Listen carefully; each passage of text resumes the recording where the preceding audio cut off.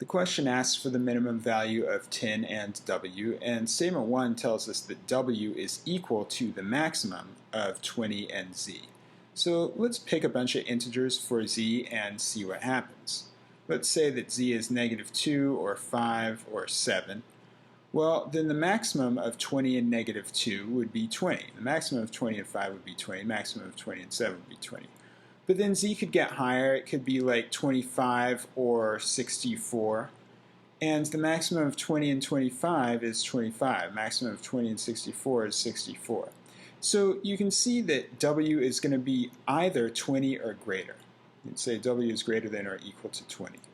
And if this number is greater than or equal to 20, then the minimum of 10 and that number is just going to be 10. So statement 1 is sufficient to tell us that value. And I can cross off B, C, and E.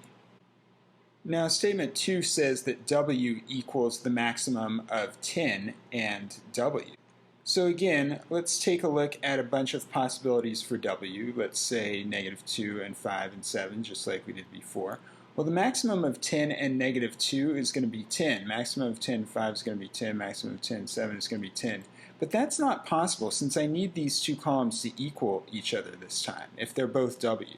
So I can't use a number like -2 or 5 or 7.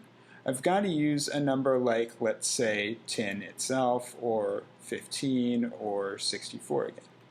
So the maximum of 10 and 10 is 10. Maximum of 15 and 10 is 15, or 64.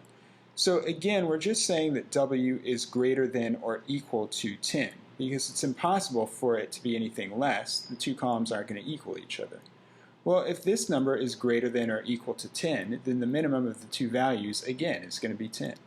So statement 2 is sufficient to answer the question, making the correct answer D.